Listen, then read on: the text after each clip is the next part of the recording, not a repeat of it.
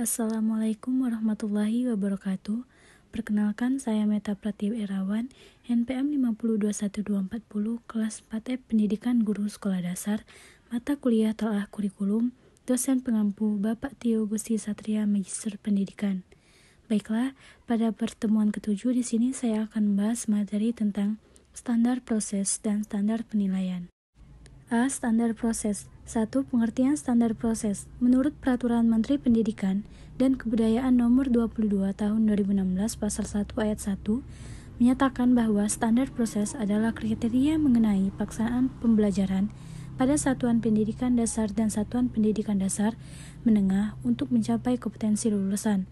Ayat tersebut menjelaskan bahwa untuk mencapai tujuan dalam pembelajaran dibutuhkan serangkaian proses yang sistematis dan terencana. 2. Tujuan standar proses. Adapun tujuan standar proses adalah sebagai berikut. 1. Memudahkan guru dalam membuat perencanaan di sekolah, baik perencanaan semester atau tahunan. 2. Memudahkan kepala sekolah dalam memantau keberhasilan proses pembelajaran di sekolah. 3. Mengarahkan proses belajar peserta didik agar mengacu pada tujuan akhir yang hendak dicapai, yaitu standar kompetensi lulusan. 3. Fungsi standar proses. Sebagai salah satu upaya untuk mencapai standar kompetensi lulusan, fungsi standar proses adalah sebagai berikut. 1. Mengendalikan proses pendidikan yang berjalan melalui pembelajaran. 2. Meningkatkan mutu atau kualitas pendidikan. 3. Alat untuk mencapai program yang telah direncanakan oleh tiap instansi pendidikan. 4. Menjadi acuan bagi guru untuk merencanakan, membuat, dan mengimplementasikan program-programnya. 4. Manfaat standar proses. Standar proses bisa memberikan manfaat yang cukup signifikan pada pembelajaran, yaitu pembelajaran yang dilakukan oleh guru selalu terarah, efektif, dan efisien, sehingga peserta didik bisa lebih mudah dalam mengimplementasikan ilmu yang didapatkannya. 5. Komponen standar proses. Adapun pembahasan masing-masing komponen standar proses adalah sebagai berikut.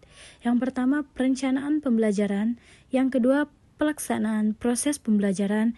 Yang ketiga, penilaian hasil pembelajaran. Dan yang keempat, pengawasan proses pembelajaran.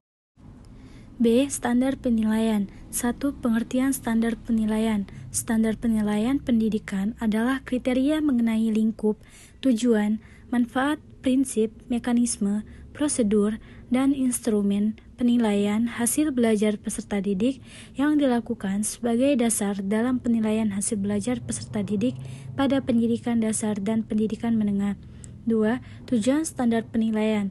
Tujuan standar penilaian adalah menciptakan proses penilaian yang mengarah pada tercapainya standar kompetensi lulusan. 3. Fungsi standar penilaian. Adapun fungsi standar penilaian adalah sebagai berikut. Yang pertama, sebagai acuan atau pedoman untuk tenaga pendidik dalam menjalankan penilaian pembelajaran peserta didik.